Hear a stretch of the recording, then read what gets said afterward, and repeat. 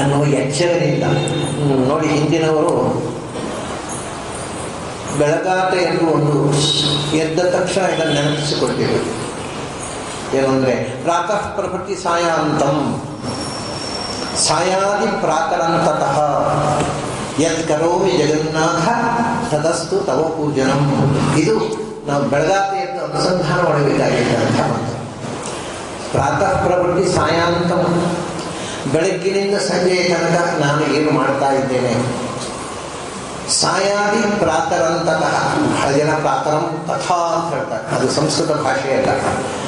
ಪ್ರಾತರಂತತಃ, ಸಂಜೆಯಿಂದ ಬೆಳಗಿನ ತನಕ, ಬೆಳಗಿನ ಸಂಜೆಯ ತನಕ ಏನೇನು ಮಾಡ್ತೇನೆ ಅದು ಎಲ್ಲವೂ ತದಸ್ತು ತವ ಪೂಜನೋ, ಅದು ನಿನ್ನ ಪೂಜೆಯಾಗಲಿ. ಇದು ಬೆಳಗಾದ ಎದ್ದು ಹಿಂದಿನವರು ಹೇಳ್ತಿದ್ರು.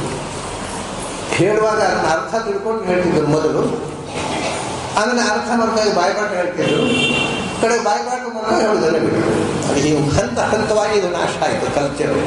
ಮೊದಲು ಹೇಳ್ತಾ ಇದ್ರು ಆನಂದವಾಗಿ, ಯಾಕೆಂದರೆ ಅರ್ಥ ಗೊತ್ತಿತ್ತು. ಆಮೇಲೆ ಹೇಳಬೇಕಂತೆ ಅಂತ ಹೇಳಿಕೆ ಮಾಡೋದು, ಅರ್ಥ ಗೊತ್ತಿಲ್ಲ. ಆಮೇಲೆ ಈಗ ಅರ್ಥ ಗೊತ್ತಿಲ್ಲ, ಯಾಕೆ ಹೇಳಬೇಕು.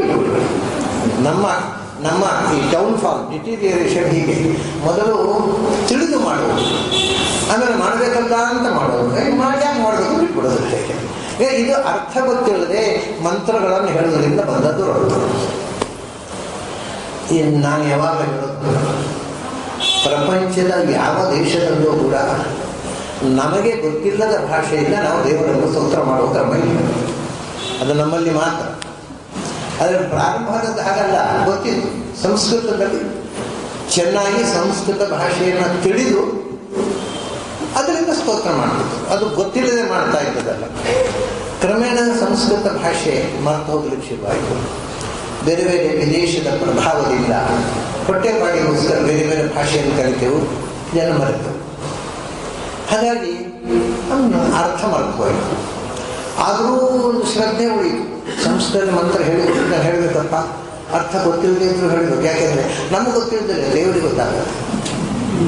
ಈ ಥರ ಒಂದು ಭ್ರಮೆ ಶುರು. ಅಂದರೆ ಅರ್ಥ ಗೊತ್ತಿಲ್ಲದೆ ದೇವರಿಗೆ ಅರ್ಥ ಆಗತ್ತೆ ಅನ್ನೋ ಭ್ರಮೆಯನ್ನು ಹೇಳಬೇಕಾಗುತ್ತೆ. ಆದರೆ ಅದರಿಂದ ಏನಾಯಿತು ಅಂದರೆ, ದೇವರಿಗೆ ನಾವು ಹೇಳಿದ ಸರಿಯೂ ಅರ್ಥ ಆಗುತ್ತೆ, ತಪ್ಪು ಅರ್ಥ ಆಗುತ್ತೆ, ಅದು ಗೊತ್ತಾಗುತ್ತೆ. ಇವ್ರು ಎಷ್ಟು ತಪ್ಪು ಹೇಳ್ತಾರೆ ಅಂತ ಅನ್ನೋದೇ ಗೊತ್ತಿಲ್ಲ. ಪ್ರತಿಯೊಂದು ಮಂತ್ರವನ್ನು ಹೇಳುವಾಗ ತುಂಬ ತಪ್ಪುಗಳನ್ನು ಹೇಳ್ತಾರೆ. ಈ ಎಷ್ಟೋ ತಪ್ಪುಗಳು ಏನಂದರೆ, ಒಂದು ದೇವಸ್ಥಾನಕ್ಕೆ ಹೋಗಿದ್ದೆ ನಾನು. ಅಲ್ಲಿ ಎಲ್ಲ ಕಡೆ ಅಂದರೆ ಸಂಕಲ್ಪ, ನಾನು ಹೇಳಿದೆ ನೀವು ಸಂಕಲ್ಪ ಏನು ಮಾಡೋದು ಬೇಡ, ನನಗೇನು ಸಂಕಲ್ಪ ಇಲ್ಲ, ನಾನೇನು ಸಂಕಲ್ಪ ಮಾಡ್ಕೊಂಡು ಏನೋ ಒಂದು ಅದ್ವಿತ ಸಿದ್ಧಿಗೋಸ್ಕರ ಬಂದದ್ದಲ್ಲ. ದೇವರ ದರ್ಶನಕ್ಕೆ ಬಂದಿದ್ದೇನೆ, ಒಂದು ಮಂಗಳಾರತಿ ಕೊಡಿ ಮಾಡಿ ಹೋಗ್ತೀವಿ. ಇಲ್ಲಿಲ್ಲ ಸಂಕಲ್ಪ ಆಗಬೇಕು. ಏನು ಮಾಡಬೇಕು ಅಂತ ಆ ಸಂಕಲ್ಪದ ಪರಮಾತ್ಮ ಪ್ರೇರಣೆಯ ಪರಮಾತ್ಮ ಪ್ರೀತ್ಯರ್ಥಂ, ಅಂದರೆ ಭಗವಂತನ ಪ್ರೇರಣೆಯನ್ನು ಇಲ್ಲದೆ, ಭಗವಂತನ ಪ್ರೀತಿಯಾಗಿ ಅಲ್ಲದೆ ಭಗವಂತ ಅಪ್ರೀತನಾಗಬೇಕು ಅಂತ ಈ ಕರ್ಮ ಮಾಡ್ತೇವೆ ಅಂತಂದ್ರೆ ಅರ್ಥ. ಹಾಗೆ ಮಾಡ್ತಾರೆ ಭಗವಂತ, ಅವ್ರಿಗೆ ಅರ್ಥ ಆಗುತ್ತೆ. ಇವ್ರಿಗೆ ಹೇಗೆ ಉಚ್ಚಾರ ಮಾಡಿ ಪರಮಾತ್ಮ, ಇದು ನಾನು ಕಿವಿಯಾಗ ಕೇಳಿದ ಮಂತ್ರ, ಪರಮಾತ್ಮ ಅಪ್ರೇರಣೆಯ ಪರಮಾತ್ಮ ಅಪ್ರೀತ್ಯರ್ಥಂ ಮಂಗಳ ನೀರಾಜನಾಕ್ಷಂ ಕರ್ಮ ಕರೀಕ್ಷೆ. ಆಯ್ತಾ? ಯಾವ ದೇವರಿಗೆ ಪ್ರೀತಿ ಆಗಿದೆ ಹೇಳಿ, ದೇವರಿಗೆ ಪ್ರೀತಿ ಆಗಬೇಕು ಅಂತ ಅಲ್ಲ, ಆಗಬಾರದು ಅಂತಲೇ ಪೂಜೆ ಮಾಡಿದ್ರು. ದೇವರಿಗೆ ಅರ್ಥ ಆಯಿತು, ಸ್ವೀಕಾರ ಮಾಡಲಿಲ್ಲ ಅವರು. ಇದು ಭಯಾನಕ. ಇದು ಇಂಥದ್ದೇ ಸಾಮಾನ್ಯವಾಗಿ ಅನೇನ ಭಗವತ್ ಪೂಜಾ ಕರ್ಮಣೇನ ಅಂತ ಹೇಳುವಂಥ ಸಂಸ್ಕೃತ ವಿದ್ವಾಂಸರಿದ್ದಾರೆ. ಪೂಜಾ ಕರ್ಮಣೇನ ಅಂದರೆ ಇನ್ನು ಕೆಲವರಿಗೆ ವಿಸರ್ಗ ಇಲ್ಲದ ಸಂಸ್ಕೃತ ಅಲ್ಲ. ಪುಷ್ಪಂ ಸಮರ್ಪಯಾಮಿ, ಅರ್ಘ್ಯಂ ಸಮರ್ಪಯಾಮಿ, ವಿಸರ್ಗ ಹಾಕದೆ ಇದೆಲ್ಲ ದೇವರು ಅನುಭವಿಸ್ಬೇಕಲ್ಲ. ಪಾಪ ದೇವರ ಕಿವಿ ಹತ್ತಿ ಇಟ್ಕೊಂಡು ಕೊಡಬೇಕು. ಪ್ರಾರಂಭ ಕರ್ಮ, ನಾವು ದೂರ ಹೋಗೋದು, ದೇವರು ಹೋಗೋ ಹಾಗಿಲ್ಲ, ಹತ್ತಿ ಇಟ್ಕೊಂಡು ಕೊಡಬೇಕು. ಇಷ್ಟು ಭಯಾನಕವಾದ ಅಬದ್ಧ ಮಂತ್ರಗಳನ್ನು ಹೇಳ್ತಾನೆ. ದೇವರು ಉದ್ಧಾರ ಮಾಡಬೇಕು. ಒಂದು ಕಡೆ ನಾನು ಈ ಮಾತನ್ನು ಹೇಳಿದೆ ತುಮಕೂರಿನಲ್ಲಿ. ಹೀಗೆ ಹೇಳಿದೆ, ನಾವು ತಪ್ಪು ಸಂಸ್ಕೃತ ಭಾಷೆ ಗೊತ್ತಿಲ್ಲದೆ ಎಷ್ಟೋ ಬಾರಿ ತಪ್ಪು ಮಂತ್ರಗಳನ್ನು ಹೇಳ್ತಿದ್ದೆ. ಅದರ ಬಗ್ಗೆ ನಮಗೆ ಎಚ್ಚರ ಬೇಕು. ಮಂತ್ರ ಏನು ಅಂದರೆ ಅಲ್ಲೇನು ಸ್ವರತೋವ ಒಂದು ಅದರ ಅಕ್ಷರ ವ್ಯತ್ಯಾಸ ಅಲ್ಲ, ಸ್ವರ ವ್ಯತ್ಯಾಸ ಆದರೆ ಮಂತ್ರ ಅಪಾರ್ಥ ಆಗುತ್ತೆ, ಅನರ್ಥ ಆಗುತ್ತೆ ಅಂತ ಶಾಸ್ತ್ರ ಹೇಳ್ತಾರೆ. ಹಾಗಿರುವಾಗ ನಾವು ಸ್ವರವನ್ನು ವ್ಯತ್ಯಾಸ ಮಾಡಿ, ಈಗ ನೋಡಿ ಸ್ವರ ವ್ಯತ್ಯಾಸ ಮಾಡಿದರೆ ನಮ್ಮ ಮಾತಾಡುವಾಗ ಸ್ವರ ವ್ಯತ್ಯಾಸ ಮಾಡಿ ಸಿಟ್ಟು ಬರುತ್ತೆ. ತಾವು ಪಂಡಿತರು ಅಂದರೆ ಏನು ಅರ್ಥ ಆಗುತ್ತೆ? ಸ್ವರ ಬೇರೆ ಆದ್ರೂ ಕೂಡ ಅಲ್ಲ ಅಂತಲ್ವ ಅರ್ಥ. ಹಾಗೆ ಹೇಳಿ ಬೇಜಾರಾಗ್ತಾ ಇಲ್ವಾ? ನಾವು ಸಂಸ್ಕೃತದಲ್ಲಿ ಅಂಥ ಸ್ವರ ವ್ಯತ್ಯಾಸ ಬೇಕಾಷ್ಟು ಮಾಡ್ತೇವೆ, ದೇವರಿಗೆ ಖುಷಿ ಆಗುತ್ತಾ? ಸ್ವರ ಪ್ರಕ್ರಿಯೆ ಗೊತ್ತಿಲ್ಲ. ಸ್ವರತೋವ ವ್ಯತ್ಯಾಸ ಆಯಿತು ಅಂದರೆ ಅದು ಅನರ್ಥಕಾರಿ. ಸ್ವರ ವ್ಯತ್ಯಾಸದಿಂದ ಅನರ್ಥಕಾರಿ. ಅದು ತಮಾಷೆ ಏನಂದರೆ ಅದಕ್ಕೆ ಉದಾಹರಣೆ ಕೂಡ ಕೊಟ್ಟಿಲ್ಲ. ಒಂದು ಶಬ್ದ ಇಂದ್ರ ಶತ್ರು ಅನ್ನೋ ಶಬ್ದ, ಅದರಲ್ಲಿ ಯಾವ ಶಬ್ದಕ್ಕೆ ಒತ್ತು ಕೊಡಬೇಕು ಅನ್ನೋದು ಗೊತ್ತಿಲ್ಲದೆ ನಾವು ಪ್ರಯೋಗ ಮಾಡಿದರೆ ಇಂದ್ರ ಶತ್ರು ವರ್ಧಸ್ವ ಅಂತ ಹೇಳ್ಬೋದು. ಅಲ್ಲಿ ಇಂದ್ರನೇ ಒತ್ತು ಬಂತು.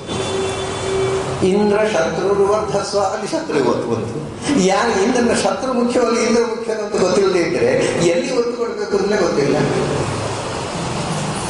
ಅದಕ್ಕೋಸ್ಕರವೇ ನರಕಾಯ ಮತಿಶ್ಚೇತೆ ಪೌರೋಹಿತ್ಯಂ ಸಮಾಚಾರ. ಇನ್ನು ನಾವು ಹೇಳಿದ್ರು ನನಗೆ ನರಕಕ್ಕೆ ಹೋಗಬೇಕು ಭಾಳ ಸುಲಭದ ಉಪಾಯ ಅದನ್ನೇ ಪೌರೋಹಿತ್ಯ ಮಾಡೋದು. ಯಾಕಂದರೆ ಬರೀ ತಪ್ಪು ಮತಗಳನ್ನ ಹೇಳಿ ಅನರ್ಥ ಸಂಪಾದನೆ ಏನು ಬೇರೆ. ಹಾಗಾಗಿ ಆ ಮಂತ್ರದ ಸ್ವರ ವರ್ಣಗಳ ವಿಚಾರದಲ್ಲಿ ಪರಿಶುದ್ಧತೆ ಇಲ್ಲದೆ ಹೇಳುವುದರಿಂದ ದೇವರಿಗೆ ಅರ್ಥ ಆಗೋದ್ರಿಂದ ತೊಂದರೆ ಹೊರಗೆ ಉಪಯೋಗ ಆಗೋಲ್ಲ. ನಾವು ದೇವರ ಹತ್ರ ಪ್ರಾರ್ಥನೆ ಮಾಡೋದು ಅನರ್ಥ ಮಾಡುವಂತ ಒಳ್ಳೆಸ್ಕೊಡುವಂತಲ್ಲ, ಆ ರೀತಿ ಧ್ವನಿ ಇರುತ್ತೆ ಅದರಲ್ಲಿ. ಹಾಗಾಗಿ ಹಾಗಾಗಿ ಸರ್ವಂ ತ್ವದಾರಾಧನಮೇ ಭೂಯ ಪ್ರಾತಃ ಪ್ರಭೃತಿ ಸಾಯಾಂತಂ ಸಾಯಾದಿ ಪ್ರಾತರಂತತಃ. ಅದು ನೋಡಿ ಅರ್ಥ ಗೊತ್ತಿಲ್ಲದಿದ್ದಾಗ ಅವರ ಬಾಯಿಲ ಪ್ರಾತರಂ ತಥಾ ಅಂತ ಅದು ಸಂಸ್ಕೃತ ಭಾಷೆ ಗೊತ್ತಿಲ್ಲದವ್ರ ಬಾಯಿಲ ಅಂತತಃ ಹೋಗಿ ಪ್ರಾತರಂ ಅಂದರೆ ಏನು, ಅದು ಯಾವ ರಮ್ಮೋ ಗೊತ್ತಿಲ್ಲ, ಇಂಗ್ಲೀಷ್ನ ರಮ್ಮೋ ಗೊತ್ತಿಲ್ಲ, ತಥಾ ಅಂತ ಆಮೇಲೆ ಬರೋದಿಲ್ಲ. ಅಂದರೆ ಭಾಷೆ ಗೊತ್ತಿಲ್ಲದವರು ಹೇಗೆ ಸಂಸ್ಕೃತವನ್ನು ಕೆಡಿಸಿ ಅದನ್ನು ನಿತ್ಯಾನುಷ್ಠಾನದಲ್ಲಿ ಉಪಯೋಗಿಸುತ್ತಾರೆ.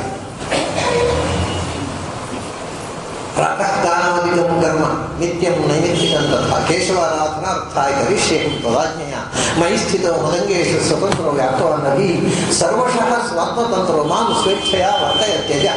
ಏನು ಅನುಸಂಧಾನ ಬೆಳಗಾತೆ ಇದೆ? ನನ್ನ ಒಳಗೆ ಭಗವಂತ ಕೂತು, ನನ್ನ ಅಂಗಾಂಗಗಳಲ್ಲಿ ಭಗವಂತ ಕೂತು ನನ್ನ ಪ್ರತಿಯೊಂದು ಕ್ರಿಯೆಯನ್ನು ಮಾಡಿಸ್ತಾ ಇದ್ದಾನೆ. ಅದು ಅವನು ಮಾಡಿಸಿದಂತಹ ಕ್ರಿಯೆ, ಅವನ ಪೂಜೆ ಅವನಿಗೆ ಸಂಗತಿ ಅರ್ಥ ಅನುಸಂಧಾನ ಮಾಡ್ತಿದ್ರು ಬೆಳಗಾವಿ. ಹಾಗಾಗಿ ಅದನ್ನು ಈ ಅನುಸಂಧಾನದಿಂದ ಎಲ್ಲವೂ ಹರಿಸೇವೆಯ, ಎಲ್ಲವೂ ಭಗವಂತನ ಪೂಜೆ. ನಮ್ಮ ಜೀವನದಲ್ಲಿ ಭಗವಂತನ ಪೂಜೆ ನಮಗೆ ಪೂಜೆಗೆ ಅಂತ ದಿವಸದಲ್ಲಿ 5 ನಿಮಿಷ, ಮತ್ತು 23 ಗಂಟೆ 55 ನಿಮಿಷ ನಮಗೆ, 5 ನಿಮಿಷ ದೇವರಿಗೆ. ಹಾಗಾಗಬಾರದು. ನಮ್ಮ ಜೀವನದ ಪ್ರತಿಯೊಂದು ಕ್ರಿಯೆಯೂ ದೇವರ ಪೂಜೆ, ಬದುಕೇ ದೇವರ ಪೂಜೆ. ಇಡೀ ಜೀವನವೇ ಯಜ್ಞ. ಯಜ್ಞಸ್ಯ ದೇವ ಅಗ್ನಿಯೇ ಭಗವಂತನನ್ನು ನನ್ನ ಬದುಕೆ ಒಂದು ಯಜ್ಞವಾಗಲಿ. ಕನ್ನಡದಲ್ಲಿ ಒಂದು ಗಾದೆ, ಬಾಳುವೆಯೇ ಬೇಡುವೆ. ಪ್ರಾಯ ಬಹಳ ಜನ ಗೊತ್ತಾಗಲಿಲ್ಲ, ಯಾಕಂದರೆ ಕನ್ನಡ ಭಾಷೆ ನೋಡಿದವರು, ನಾವು ಕನ್ನಡ ಬಿಟ್ಟು ಎತ್ತರ ಕೇಳಿದವರು. ಬೇಡುವೆ ಅಂತಂದರೆ ಯಜ್ಞ ಎಲ್ಲ ಮರ್ತು ಹೋಗಿದೆ, ಯಾರಿಗೂ ಕನ್ನಡ ಭಾಷೆ ಬರೋಲ್ಲ. ಬಾಳುವೆಯೇ ಬೇಡುವೆ ಅಂದರೆ ನಮ್ಮ ಇಡೀ ಜೀವನವೇ ಭಗವಂತನ ಪೂಜೆ. ಆ ಅನುಸಂಧಾನವೇ ಹರಿಸೇವೆಯ ಶಿಲಜ್ಞಾನವಾಸಿ ಮಾತಾ. ನಿಂದ ಇಡೀ ಬದುಕು ದೇವರ ಪೂಜೆ ತಿಳ್ಕೊಂಡು ಮಾಡು, ಹಾಗೆಯಿಂದ ಮಾಡಬೇಡ. ಅವನು ನನ್ನ ಆಗದವನು, ಅವನು ಮುಗಿಸಿ ಅದಲ್ಲ, ಅವನು ತಪ್ಪು ಮಾಡಿದ್ದಾನೆ, ಅವನಿಗೆ ಶಿಕ್ಷೆ ಕೊಡೋದು ನನ್ನ ಕರ್ತವ್ಯ. ಇದು ಭಗವಂತನ ಪೂಜೆ ಅಷ್ಟೇ. ಅವಾಗ ನೀನು ಡಿಟ್ಯಾಚ್ಡ್, ನಿನಗೆ ಶಿಕ್ಷೆಯನ್ನು ಅಟ್ಯಾಚ್ಮೆಂಟ್ ಇಲ್ಲ, ಯಾವುದು ನೀನು ನಿರ್ಲಿಪ್ತವಾಗಿ ಯಾವುದು ಎಲ್ಲಿ ಹೇಗೆ ಆಗಬೇಕು ಅದನ್ನು ಮಾಡಿಕೊಂಡು ಹೋಗ್ತಾರೆ. ಇದು ಭರತ ಆ ರಘುಗಣನಿಗೆ ಕೊಟ್ಟ ಸಂದೇಶ. ಅದರಿಂದ ಅಸಜ್ಜಿತಾತ್ಮ, ಯಾವುದನ್ನು ಅಂಟಿಸ್ಕೋಬೇಡ. ಯಾವುದನ್ನು ಅಂಟಿಸ್ಕೊಂಡೆ ಮಾತ್ರ ಅದು ನಮಗೆ ತೊಂದರೆ ಆಗುತ್ತೆ. ಕರ್ಮ ಸ್ವತಃ ನಮ್ಮನ್ನು ಏನು ಮಾಡೋಲ್ಲ. ಆ ಕರ್ಮವನ್ನು ನಾವು ಅದರ ಒಂದು ಅಂಟಿಸಿಕೊಂಡ್ರೆ, ಉದಾಹರಣೆ ನೋಡಿ, ಒಂದು ಯಜ್ಞ ಮಾಡ್ತಾರೆ, ಜ್ಯೋತಿಷ್ಠೋಮ ಯಾಗ ಮಾಡ್ತಾರೆ. ಅದೇನು ಜ್ಯೋತಿಷ್ಠೋಮೇನ ಸ್ವರ್ಗಕಾಮೋ ಯಜೇತ, ಸ್ವರ್ಗವನ್ನು ಬಯಸುವವನು ಜ್ಯೋತಿಷ್ಠೋಮ ಯಾಗ ಮಾಡಬೇಕು. ಸರಿ ಇವನು ಸ್ವರ್ಗಕ್ಕೆ ಹೋಗಬೇಕು ಮನಸ್ಸಾಗಿ, ಸ್ವಾಮಿ ನಾನು ಸ್ವರ್ಗಕ್ಕೆ ಹೋಗಬೇಕು, ಜ್ಯೋತಿಷ್ಠಮಿ ಯಾರು ಅದಕ್ಕೆ ಸಂಕಲ್ಪ ಮಾಡಿದ್ರು. ಸ್ವರ್ಗ ಪ್ರಾಪ್ತ್ಯರ್ಥಂ ಅಸ್ಯ ಯಜಮಾನಸ್ಯ ಸ್ವರ್ಗ ಪ್ರಾಪ್ತ್ಯರ್ಥಂ ಜ್ಯೋತಿಷ್ಠೋಮಾಖ್ಯಂ ಕರ್ಮ ಕ್ರಿಯತೆ ಎಂದು ಸಂಕಲ್ಪ. ಒಬ್ಬರು ಹೇಳಿದರು, ಸ್ವಾಮಿ ನಾನು ಜ್ಯೋತಿಷ್ಠೋಮ ಮಾಡುವುದು ಸ್ವರ್ಗ ಬೇಕು ಅಂತಲ್ಲ, ಮತ್ತೆ ಭಗವಂತ ಪ್ರೀತನಾಗಬೇಕು. ಹಾಗಾದರೆ ಭಗವತ್ ಪ್ರೇರಣೆಯ ಭಗವತ್ ಪ್ರೀತ್ಯರ್ಥಂ ಜ್ಯೋತಿಷ್ಠೋಮಾಖ್ಯಂ ಕರ್ಮ ಕರಿಷ್ಯೆ, ಆವಾಗ ಸ್ವರ್ಗ ಸಿಗೋಲ್ಲ ನನಗೆ, ಭಗವತ್ ಪ್ರೀತಿ ಆಗುತ್ತೆ ಅಷ್ಟೇ. ಅಂದರೆ ಯಾವುದೇ ಒಂದು ಫಲವನ್ನು ಅಂಟಿಸಿಕೊಂಡಾಗ ಅಂಟಿಕೊಳ್ಳುತ್ತದೆ. ಅದನ್ನು ಸ್ವರ್ಗ ಬೇಕು ಅಂತ ಬಯಸದೆ ಜ್ಯೋತಿಷ್ಠೋಮ ಯಾರು ಮಾಡಿದರೆ ಭಗವತ್ ಪ್ರೀತಿ ಮಾತ್ರ ಆಗುತ್ತೆ, ಸ್ವರ್ಗಕ್ಕೆ ಹೋಗುವಂತಹ. ಹಾಗೆ ಪುತ್ರಕಾಮೇಷ್ಟಿ ಆಗ ಒಬ್ಬನಿಗೆ ನನಗೆ ಮಕ್ಕಳು ಬೇಕು ಅಂತಲ್ಲ, ವೇದದಲ್ಲಿ ಹೇಳಿದ ಆ ಯಾಗ ಅದನ್ನು ನಾನು ಯಾಕೆ ಮಾಡ್ತೀನಿ, ಭಗವಂತನ ಪ್ರೀತಿಗೋಸ್ಕರ. ಯಾವುದನ್ನು ಅದರ ಫಲವನ್ನು ಮೈನಸ್ ಮಾಡಿ ಮಾಡಬಹುದು, ಆಗ ಫಲ ಅಂಟುವುದಿಲ್ಲ. ಇದು ಅಂಟತೆ ಮಾಡೋದು, ಎಲ್ಲವನ್ನು ಭಗವತ್ ಪ್ರೀತಿಗೋಸ್ಕರ ಮಾಡಿದರೆ ಅದು ಅಂಟಿಕೊಳ್ಳುವುದು. ಇದನ್ನೇ ಅಸಜ್ಜಿತಾತ್ಮ, ನಿನ್ನ ಆತ್ಮ ಉಂಟಲ್ಲ ಮನಸ್ಸು, ಅದು ಯಾವುದಲ್ಲೂ ಅಂಟಿಸಿಕೊಳ್ಳಬಾರದು. ಅಂದರೆ ಫಲದ ನಿರೀಕ್ಷೆಯಿಂದ ಮಾಡಬಾರದು, ಕರ್ತವ್ಯ ದೃಷ್ಟಿಯಿಂದ ಮಾಡಿದರೆ ಭಗವಂತ ಪ್ರೀತನಾಗಲಿ ಅನ್ನುವ ಒಂದು ಸಂಘ ಬಿಟ್ಟರೆ ಭಗವಂತನ ಸಂಘ, ಬೇರೆ ಪ್ರಾಪಂಚಿಕವಾದ ಯಾವ ಫಲದ ಬಯಕೆಯೂ ಇಲ್ಲ. ಹಾಗೆ ರಾಜನಾಗಿ ಬರುತ್ತದೆ. ಅಸಜ್ಜಿತಾತ್ಮ ಹರಿಸೇವೆಯ ಶಿತ ಜ್ಞಾನಾಸಿ, ಇದೇ ಜ್ಞಾನದ ತಿಂಗಳು. ಇದು ನನ್ನ ಕರ್ತವ್ಯವನ್ನು ನಾನು ಮಾಡ್ತೇನೆ ನಿರ್ವಂಚನೆಯಿಂದ, ಪ್ರಾಮಾಣಿಕವಾಗಿ, ಯಾರ ಮೇಲೂ ರಾಗದ್ವೇಷ ಇಲ್ಲ, ಯಾವ ಬಯಕೆಯೂ ಇಲ್ಲ. ಒಂದೇ ಬಯಕೆ, ಭಗವಂತ ಮೆಚ್ಚುವಂತೆ ನನ್ನ ಬದುಕು ಇರಲಿ ಅಷ್ಟೇ, ಭಗವಂತ ಪ್ರೀತನಾಗಲಿ ಅಂತ. ಯಾವ ಕರ್ಮ ಮಾಡಿದರೂ ಇನ್ನು ನಾವು ಹೇಳಿಕೊಟ್ಟು ಮಾಡಿ ಕೃಷ್ಣಾರ್ಪಣ ಅಂತ ಕೊನೆಗೆ ನನ್ನ ಗೀತೆಯಲ್ಲಿ ಬ್ರಹ್ಮಾರ್ಪಣ ಬ್ರಹ್ಮ ಹರಿ ಬ್ರಹ್ಮಣಾಹುತಂ, ಭಗವಂತನಿಗೆ ಅರ್ಪಿಸು. ನಾವು ಏನು ಮಾಡಿದ್ವಿ ಕೊನೆಗೆ ಕೃಷ್ಣಾರ್ಪಣ ಬಿಡಿ ಅಂತ ಹೇಳ್ತಾರೆ. ಅಂದರೆ ನಾವು ಮಾಡಿದ ಕರ್ಮ ಭಗವಂತನಿಗೆ ಅರ್ಪಿತವಾಗಲಿ ಅನ್ನುವ ಅನುಸಂಧಾನ. ಅದು ಯಾವುದೋ ನನ್ನ ಸ್ವಂತ ಲಾಭಕ್ಕೋಸ್ಕರ ಮಾಡಿದ್ದಲ್ಲ, ಭಗವಂತ ಪ್ರೀತನಾಗಲಿ ಮಾಡಿ. ಇದು ಪ್ರತಿಯೊಂದು ಕ್ರಿಯೆಗೆ ಅರ್ಪಣ ಭಾವದಿಂದ ಮಾಡಿದಾಗ ಅದು ಅಸಜ್ಜಿತಾತ್ಮ. ಅದು ನಿನ್ನ ಮನಸ್ಸಿಗೆ ಅಥವಾ ನಿನ್ನ ಬದುಕಿಗೆ, ನಿನ್ನ ಆತ್ಮಕ್ಕೆ ಅದು ಅಂಟಿಕೊಳ್ಳುವುದಿಲ್ಲ. ಅದು ನಿರಂತರ ಮಾಡತಕ್ಕ ಪ್ರತಿಯೊಂದು ಕ್ರಿಯೆಯು ಹರಿಸೇವೆ ಅಂತ ತಿಳಿದಾಗ ಅದೇ ಜ್ಞಾನ. ಆ ಅನುಸಂಧಾನದಿಂದ ಕರ್ಮ ಮಾಡ್ತಾ ಮಾಡ್ತಾ ಕರ್ಮಣ ಜ್ಞಾನ ಮಾತನಾಡಿ. ಕರ್ಮದಿಂದ ಇವತ್ತು ಏನು ಗೊತ್ತುಂಟ, ಇವತ್ತು ಕರ್ಮ ಮಾಡ್ತಾರಲ್ಲ, ಕರ್ಮ ಅಂದರೆ ಒಳ್ಳೆಯದು, ಪೂಜೆ ಪುನಸ್ಕಾರ ಜಪ ಎಲ್ಲ ಮಾಡ್ತಾರಲ್ಲ, ಅದು ಯಾಕೆ ಮಾಡಬೇಕು ಅಂತ ಹೇಳಿದ್ದು ಅಂದರೆ ಕರ್ಮಣ ಜ್ಞಾನ ಮಾತನೋತಿ ಜ್ಞಾನೇನ ಅಮೃತೀ ಭವತಿ. ಕರ್ಮದಿಂದ ಜ್ಞಾನವನ್ನು ಪಡಿ, ಜ್ಞಾನದಿಂದ ಅಮೃತತ್ವವನ್ನು ಪಡೆಯಲಿ. ಈಗ ಕರ್ಮ ಯಾಕೆ ಮಾಡೋದು? ಕರ್ಮಕ್ಕೋಸ್ಕರ, ಪ್ರಾರಬ್ಧ ಕರ್ಮಕ್ಕೋಸ್ಕರ. ಜ್ಞಾನ ಬರುವುದೇ ಇಲ್ಲ. ಕರ್ಮದಿಂದ ಜ್ಞಾನ ಬರುವ ಕರ್ಮವನ್ನು ಮಾಡುತ್ತೇವ ನಾವು. ಅಯ್ಯೋ, ಒಂದು ವೇಳೆ ಒಳ್ಳೆಯ ಜ್ಞಾನ ಬರುವಂಥ ಕಾರ್ಯಕ್ರಮಕ್ಕೆ ನಮಗೆ ಅನುಷ್ಠಾನ ತೊಂದರೆ ಆಗತ್ತಪ್ಪ, ನಾವು ಹೊರಗೆ ಅಂತ ಕೂತ್ಬಿಡ್ತೇವೆ. ಅಂದರೆ ಜ್ಞಾನ ಬರದೇ ಇರಬೇಕು ಅಂತ ನಾವು ಕರ್ಮ ಮಾಡೋದು, ಜ್ಞಾನ ಬರಬೇಕು ಅಂತಲ್ಲ. ಆದರೆ ಅಲ್ಲಿ ಹೇಳೋದು ಆ ಕರ್ಮದಿಂದ ಜ್ಞಾನಾಸಿ ಶಿತ ಆಗಬೇಕು. ಆ ಕರ್ಮ ಮಾಡ್ತಾ ಮಾಡ್ತಾ ನಮ್ಮ ಜ್ಞಾನ ಅದು ಪವರ್ಫುಲ್ ಆಗುತ್ತೆ, ಶಾರ್ಪ್ ಆಗುತ್ತೆ, ಹರಿತವಾಗುತ್ತೆ. ಅಂಥ ಜ್ಞಾನದ ಖಡ್ಗ ನಮಗೆ ಇತ್ತು ಅಂದರೆ ಯಾವ ಅನಿಷ್ಟವೂ ನಮ್ಮ ಹತ್ರ ಬರೋದು. ಅವಾಗ ತರಾತಿಪಾರ ದಾಟಿ ಬಿಡು ಈ ಬಂಧನದ ಎಲ್ಲ ತೊಡಕುಗಳನ್ನು ತೊಡೆದು ಹಾಕಿ ಸಂಸಾರದ ಆಚೆಗೆ ಹೊರಟು. ಇದು ನಮಗೆ ಭಾಗವತ ಕೊಡ್ತಕ್ಕಂಥ ಜಡಭರತನ ಸಂದೇಶದ ಉಪಸಂಹಾರ.